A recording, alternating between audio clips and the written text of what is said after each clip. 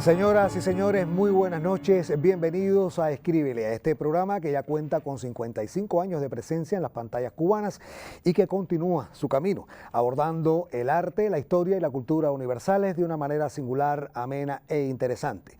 Y para colaborar, como es habitual, contamos con un prestigioso panel de profesores universitarios integrado por el doctor Raúl Lombana, el doctor Félix Julio Alfonso López y el máster en Ciencias Históricas Dagoberto Rodríguez Abrantes. Profesores, muy buenas noches, bienvenidos.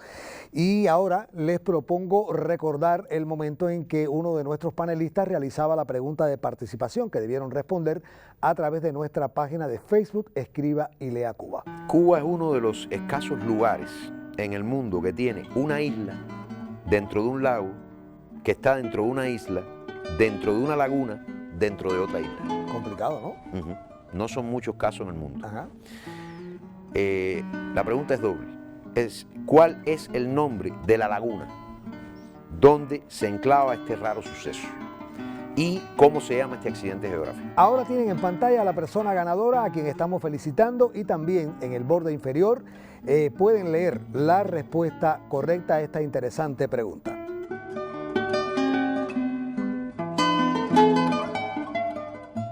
Iniciamos nuestro programa indicando que los telespectadores tienen una información previa en pantalla que les ayudará en su indagación personal y que es una colaboración que proviene de Concepción Campos, vecina del municipio 10 de octubre, aquí en la capital nacional, La Habana. Un personaje célebre que debe ser determinado por nuestro panel y por supuesto también por ustedes. Le doy entonces la palabra para iniciar la ronda correspondiente al profesor Lombana. Sí, buenas noches, Ramón. Tenemos un personaje célebre, dice usted. Ajá. ¿Real? Sí, real. Es un hombre. Un hombre. Cuya existencia se inscribe en nuestra era. Sí. Con posterioridad a la edad antigua. También. Posterior a la edad media. Sí. Su vida es posterior a 1789. Muy bien. Siglos XIX, XX o lo que va del masacrado siglo XXI. Bueno, este personaje nace en un siglo y tiene desarrollo y obra en el siguiente siglo, pero la época en este siglo de nacimiento es muy poquita, no la tomaremos en cuenta. Es de estos personajes que medio en broma decimos que lo que hace en el primer siglo es nacer, todo lo hace en el segundo. Exactamente. Ya, o sea, estamos hablando de siglos XIX y XX. Sí. Este personaje célebre es americano. Americano. De la América Latina. Correcto. De la América Insular. Sí. Cubano. Es cubano. La celebridad de nuestro personaje está condicionada por alguna actividad vinculada a la cultura en su sentido amplio. Así es. Y estrecho también. Bueno. Lo que estoy pensando es en un artista, en un escritor o en un científico, en una de esas Yo tres le cosas. comprendí. Usted va a determinar ahora cuál es el campo. Está relacionado con las artes o las letras. Ajá. ¿Es un escritor? No, no es un escritor, aunque tiene obra escrita, por supuesto. Estamos hablando de un hombre que dejó obra escrita Sí, sobre una materia particular sí, sí. que no se ha determinado. Y esa materia es de no ficción. No ficción. O sea, no estaríamos hablando en este caso de un escritor en el sentido tradicional del término, sino más bien de un pensador, Tiene de alguien que que reflexiona acerca de su campo. Exacto, sobre la realidad social o sobre una disciplina específica. Exactamente. Este es un personaje conocido, Ramón. No es tan conocido. Cuando estamos hablando, por ejemplo, de los grandes historiadores del siglo XX cubano, Ramiro Guerra, Emilio Roy de Leucerin, Fernando Ortiz, etcétera, son personas muy conocidas. Sí, este hombre no pertenece a este tipo de personajes que tienen esa celebridad. Exactamente. Méritos tiene para ello. Y usted dice que tiene un campo específico Sí. de desarrollo. Ese campo tiene que ver con la ciencia. Yo diría que está a medio camino con respecto a la ciencia y la técnica. A medio camino. Sí. Es una disciplina que está entre los dos campos, Exacto. la técnica y el arte. El arte, exacto. También Sí. es un arquitecto. Un arquitecto. Bueno, es que la única disciplina que yo conozco que tiene esas características es la arquitectura. Exacto, exacto. Que es un arte y es una ciencia. Sí, sí. Pudiéramos ubicarlo dentro de la línea del racionalismo arquitectónico. O sea, esa corriente es muy clara, es muy transparente en quienes la practican. Escribió libros. Escribió libros. Libros de texto, supongo, de su disciplina. Sí, sí. Bueno, yo creo que ahí hay dos grandes arquitectos cubanos que dejaron una obra escrita. Hubo una gran revista de arquitectura cubana en los años 40, 50, en la cual las firmas de estos arquitectos aparecen con mucha frecuencia. Uno es Pedro Martínez Inclán, que es un arquitecto que dejó incluso una historia de la arquitectura habanera. José María Benz Arrarte, que fue el arquitecto que restauró la Habana Vieja en época de Emilio Roy de Leuser y que también escribió mucho, porque Benz Arrarte tenía una sección de arquitectura vernácula dentro de la revista Arquitectura. Y el otro gran arquitecto cubano, que es un clásico, es Joaquín Beis. ¿Es uno de estos tres? Uno de ellos. Ya. Bueno, yo voy a quitar a Pedro Martínez Inclán, porque Pedro Martínez Inclán es un arquitecto más tradicional. Me inclino a pensar que podría ser o Benz Arrarte o Joaquín Beis. Uno de ellos. El que más escribió fue Beis. Ajá. Beis dejó una historia de la arquitectura colonial cubana y una historia de la arquitectura, que fue el libro de texto en la universidad, porque él fue el que fundó la cátedra de historia de la arquitectura de la Universidad de La Habana. Es Joaquín Beis. Exactamente.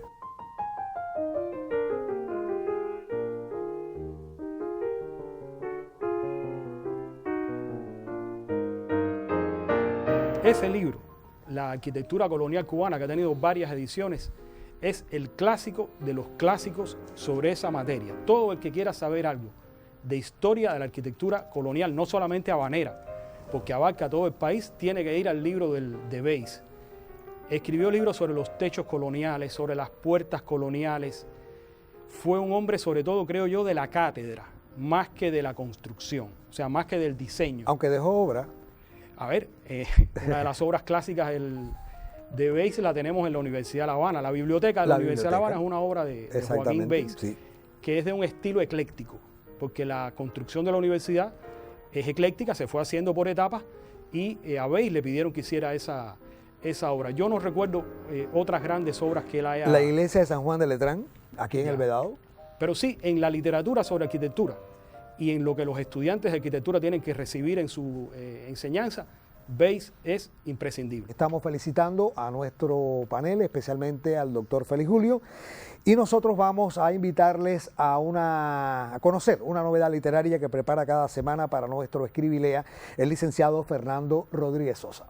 Una vez que le ponga punto final, regresaremos para el tema intermedio. Por favor, no lo pierda y le adelanto que tendremos una obra literaria para determinar.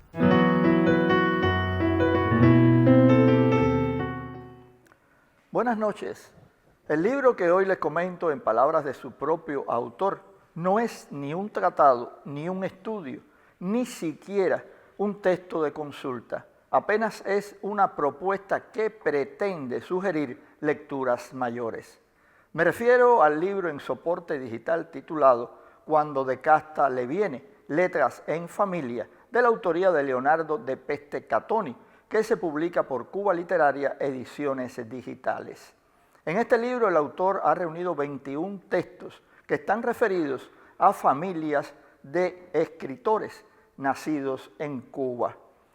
A partir de una prosa ágil y amena en que se entremezclan curiosidades, anécdotas, memorias, el lector podrá conocer, entre otras familias, las integradas por Luisa Pérez de Zambrana y Julia Pérez Montes de Oca, Raimundo y Lidia Cabrera, los hermanos Loinás, Dulce María, Flor, Carlos Manuel y Enrique, Marcelo y Graciela Pogolotti y Roberto, Adelaida y Laidi Fernández de Juan. Periodista, traductor, editor, nacido en Remedios, Villa Clara en 1953, Leonardo de Peste Catoni es autor de una amplia obra que se centra en 3 temas fundamentales: La Habana, la música cubana y el legado del periodista revolucionario Pablo de la Torriente Bravo. En su bibliografía, que integran aproximadamente una veintena de libros, aparecen entre otros títulos 100 famosos en La Habana, protagonistas de la música cubana y La Habana de Pablo. Interesante resulta la propuesta de Leonardo de Peste Catoni, con este libro que ha titulado Cuando de casta le viene, letras en familia. Una obra que llega para enriquecer el catálogo editorial cubano en soporte digital.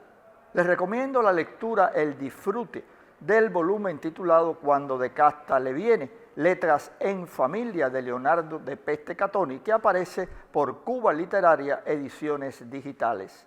Gracias por acompañarme y nos vemos en un próximo encuentro. Bueno, si alguien le pregunta a qué usted dedica las primeras horas de la noche del miércoles, es así la respuesta. Escribe y lea a través del canal educativo. En este caso, el tema no tiene información previa para los telespectadores y ha sido remitido por Cristina Hidalgo Zamora desde el municipio 10 de octubre, aquí en La Habana. Y ya les adelanté que era una obra literaria y comienza la ronda de preguntas el profesor Félix Julio. Obra literaria de nuestra era. Sí. De algún momento posterior a la Edad Antigua. También. A la Edad Media. Sí. A la Revolución Francesa. Correcto. De los siglos XIX, XX o XXI. Bueno, una obra literaria escrita y publicada en uno de esos siglos que usted acaba de mencionar. ¿Es una obra literaria del siglo XX? No. Siglo XIX. Es una obra literaria del siglo XIX. Así es. Del siglo XIX euroasiático. Euroasiático. Europea, Ramón. Sí. ¿De algún país continental? No. Esta obra literaria es una obra escrita en prosa. En prosa. Novela, una novela. Una novela. Es una obra conocida, Ramón. Quizás no la más conocida de este autor. Pero el autor sí es de los más conocidos. De los más conocidos, sí. El autor es un hombre. Un hombre. No sería un error decir que el autor es un gran novelista. Un gran novelista. No solo británico. No solo británico, no. Bueno, ahora sí le voy a preguntar si es inglés. ¿Es inglés? Es inglés. Se trata de un novelista que pudiéramos decir que casi todas sus novelas son importantes. Sí. Porque ahí está el caso de, bueno, está Lewis Carroll, está Thackeray, está Wells. Puede ser una obra de Charles Dickens. Es una obra de Charles Dickens. Quizás una cuestión de gusto personal, ¿no? Pero creo que con Dickens hay un techo, ¿no? Es un novelista, es un escritor muy completo, la verdad, por decirlo de una manera, en un siglo donde hay grandes escritoras, porque este es un momento histórico y un lugar donde hay muchas escritoras, nos han salido aquí incluso en estos días las obras de Brontë, en fin. Una novela de Charles Dickens. Bueno, Charles Dickens tiene su obra icónica, yo diría que es Oliver Twist, tiene David Copperfield, tiene quizás la que más me gusta a mí, la que me hizo enamorarme de la historia universal, ¿no? De la historia moderna, que es Historia de dos ciudades, y es una de estas tres. Una de ellas. Una de estas tres. No, yo no puedo creer que sea la que más me gusta a mí, porque mucho más famosa es Oliver Twist, es la obra icónica de él. Y para algunos especialistas, David Copperfield tiene un lugar especial. Pero yo le voy a preguntar, y le confieso que lo voy a hacer por un tema de inclinación personal. Es una obra para mí muy importante en mi historia personal, como profesor de historia. Historia de dos ciudades. Historia de dos ciudades.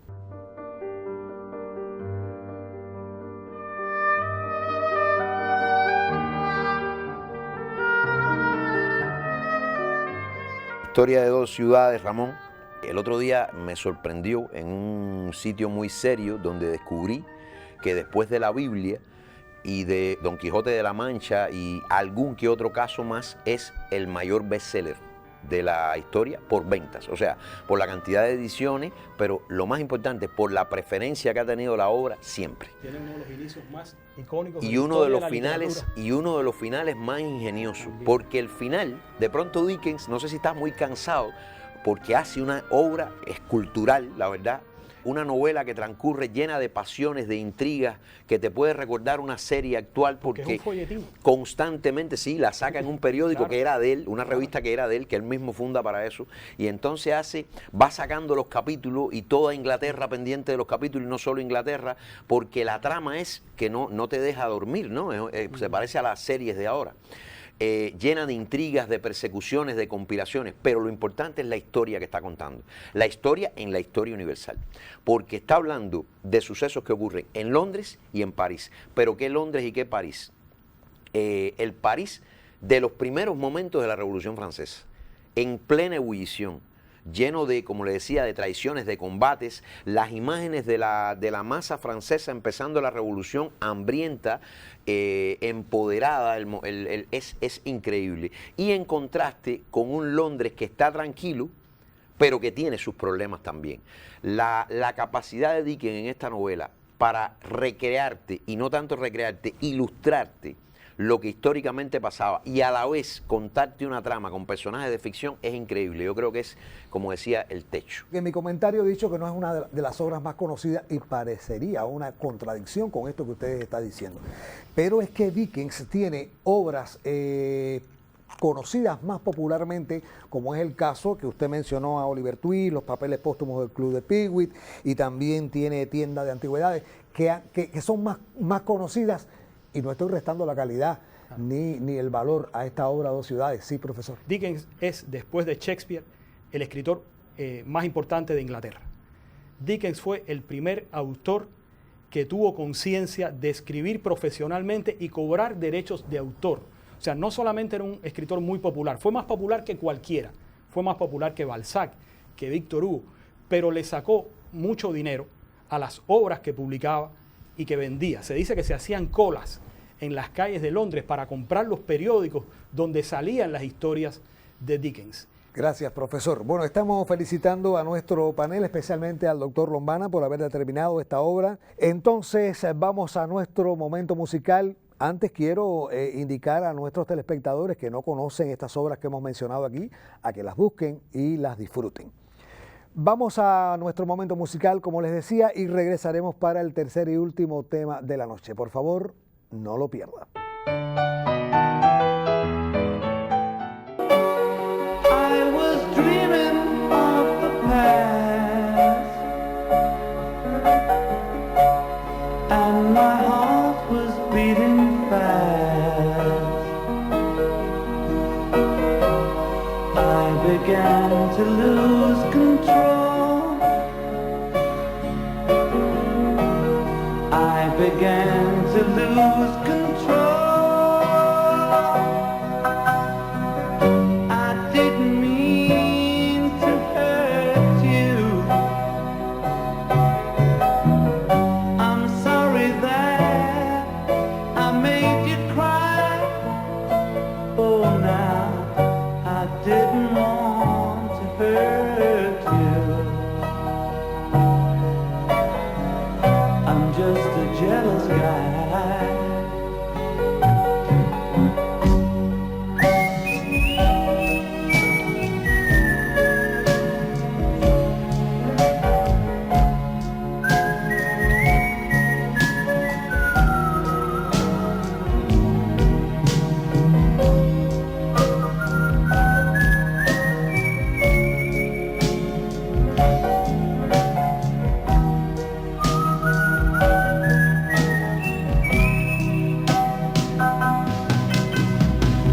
I didn't mean to hurt you.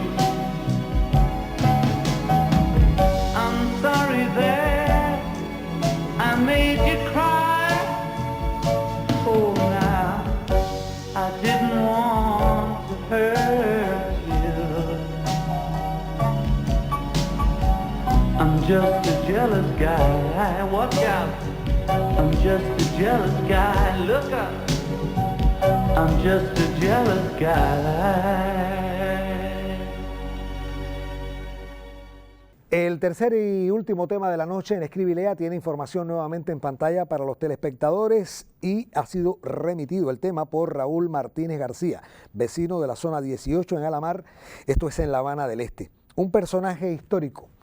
Y comienza la ronda en este momento el profesor Dagoberto Rodríguez Abrantes. Gracias, Ramón. Este personaje histórico es de nuestra era. Sí, De algún momento posterior a la antigua. también, Posterior también a la Edad Media. sí, Posterior a 1789. así es, Siglo XIX, XX o XXI. de 2 siglos. Es un personaje de los siglos XX y XXI. No, Personaje histórico de los siglos XIX y XX. 19 y 20. Perdón, Ramón, es un hombre. Un hombre, Siglos XIX y XX, americano. americano, de la América Latina, Sí. de la América Insular. También. Es un personaje cubano. Es cubano. Tiene que estar vinculado a importantes sucesos y procesos de la historia de Cuba en ese periodo. Sí. Y es un hombre que está de alguna manera vinculado al tránsito del siglo XIX al XX, ese momento en que se produce la intervención norteamericana, la ocupación y los inicios de esa república que surge. Sí. Este hombre los va a vivir, Sí, va a vivió. estar en Cuba en esos Sí, momentos. sí, sí. ¿Se trata de un militar o político o ambas cosas? Él tiene una actividad más militar que política. Más militar Sí, que más político. militar que político. Pero sería un error descartarlo como político. O sea, de alguna manera tiene una participación en la vida política o tiene pensamiento político, ideas Sí, políticas. claro, tiene un pensamiento político. Ahora, su participación dentro de la política en la etapa que le tocó vivir no es tan significativa para mí. Si buscamos los libros de historia de finales del 19 o principios del 20 que cuentan la historia de finales del 19, principios del 20, ¿usted cree que nos los vamos a encontrar más rápido a este personaje histórico vinculado al mundo militar que vinculado a la política? Ajá. Ya, es un militar para usted. Es un militar. Este militar llegó a tener una gradación alta Sí, de general. de general. Yo estoy pensando obviamente en un general de la guerra del 95, pero eso no quiere decir que no tenga que ver con, a lo mejor quizás no estuvo solo en la del 95. No, Sabemos que está en la guerra del 95. sí. Y que es un personaje histórico, es un hombre que transita hacia el siglo XX, un general del Ejército Libertador, y que después, por lo que usted me dice, puede que tenga algún tipo de participación, pero no es una gran figura política en la República. No lo es. Estaría bien si pensamos en los grandes generales, como mínimo, de la guerra del 95, como mínimo, que, por decirlo así, llegan al siglo XX y no ocupan, digamos, no están dentro del aparataje de estos generales y doctores que les toca dirigir o que dirigen la República en las primeras décadas, con todos los problemas que sabemos que van a tener, ¿no? Sí, Es un sí. hombre que está apartado de esas presidencias. De esa, sí, así mismo es. Estoy pensando en estos grandes generales que escriben después no solo sus memorias, algunos también verdaderas historias de Cuba y de las guerras de independencia, de las gestas independentistas. Ahí está el caso, bueno, Márquez Sterling es uno de ellos, pero está el caso de Bernabé Bouza, está el caso de Enrique Collazo, es uno de estos. Uno de ellos. Llega al grado de general en la guerra del 95. Claro, sí, por supuesto. O sea, a partir Aunque, de lo que hace. se sabe que una vez que estos militares son licenciados, se le asciende Se a un le grado asciende, por superior. supuesto, sí, pero lo que quiero decir es que no llega a este grado en la guerra anterior, pero participa en la de 68. Sí, sí. Participa en la guerra de 68 y una de sus obras historiográficas es sobre la guerra de 68 incluso. También. Estamos hablando, Ramón, de un colaborador además, o sea, conoció a José Martí, tuvo Conoció que ver a José con la Martí. organización de la guerra, Sí, sí, sí. vinculado a Máximo Gómez, este es Enrique Collazo. Un hombre valioso, como Enrique Collazo. Enrique Collazo.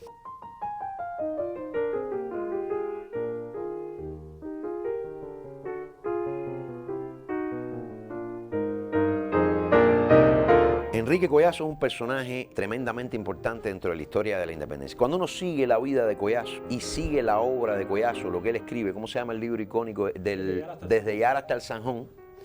Pero él tiene también los libros estos que se llaman Cuba Independiente, Cuba Heroica, además de sus memorias, y tiene una historia de la guerra de Cuba. O sea, Enrique Collazo fue miembro fundador de la Academia de Historia de Cuba. O sea, es un historiador. Estamos hablando de un historiador, un hombre con cultura, por demás, que se incorpora de la guerra de 68. Él Era estuvo en la de militar 68. de carrera, estudiado en Es España. especialista en ambas guerras, en salir y entrar con expediciones. Creo que en las dos guerras lo hizo más de 2 veces. Con encargos de Máximo Gómez, en el caso de la guerra del 95, de Calixto García. Enrique Collazo estuvo en casi todos los lugares de la guerra. Estuvo en Las Tunas, se le encargó Holguín, se le encargó Occidente en determinado momento, hombre de misiones importantes. Y luego él se opone, aunque al principio había colaborado con él, después que Martí lo había dejado Estrada Palma al frente del Partido Revolucionario Cubano, pero él termina contrapuesto a Estrada Palma por las razones conocidas, ¿no?, del primer gobierno de la República de Estrada Palma y las cosas con las que no está de acuerdo, y se opone mucho al intervencionismo yanqui. Pero Ramón, lo que más destaca de Enrique Collazo es su claridad con respecto, yo creo que Martí tuvo mucho que ver en eso, su claridad con respecto a el imperialismo norteamericano. Lo que prevé, su significado, lo que teme por el intervencionismo de los Estados Unidos en Cuba y cómo se revela contra eso. Alguna vez fue un personaje tenido a menos, y yo creo, esto es un criterio personal, que tiene que ver con que es el hombre que lleva a los diferentes campos de Cuba en la guerra de 68, sobre todo a Oriente, el Pacto del Zanjón. Y es importante que se aclare que esto no quiere decir que él lo promueva, ni mucho menos.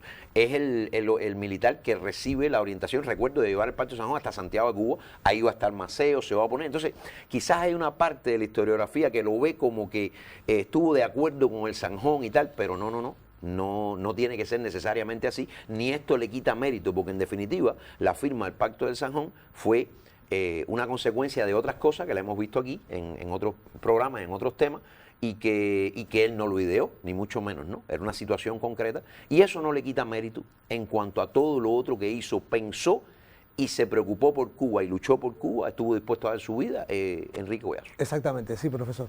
Yo quería decir solamente una cosa, que habla de la grandeza de Enrique Collazo. Enrique Collazo tuvo un grave encontronazo con José Martí antes de la guerra del 95. Están publicadas las polémicas entre ellos dos. Collazo utilizó palabras muy duras con Martí. Martí le respondió con palabras igualmente duras. Pero Collazo se entendió que Martí era el líder de la revolución que nacía. Y por ese motivo, la firma que aparece en la orden de alzamiento es la del general José María Rodríguez, la firma de Collazo y la firma de Máximo Gómez. O sea, ahí están las tres firmas que van a avalar en la orden de alzamiento del 24 de febrero de 1895. Collazo es de una familia santiaguera. Su hermano Tomás fue general también. Y su otro hermano es el famoso pintor Collazo, famoso de la siesta en la tarde, Guillermo Collazo Tejada. Y hay un monumento muy cerca del inicio de la calle Línea, donde está la figura, el busto, la efigie de Collazo. Quizás no tan recordado ni tan visitado como debería por ese papel que jugó en la guerra del 68, en la del 95 y después en la República. Exactamente. Bueno, pues estamos felicitando a nuestro panel y especialmente al doctor Lombana, agradeciendo al doctor Félix Julio su aporte.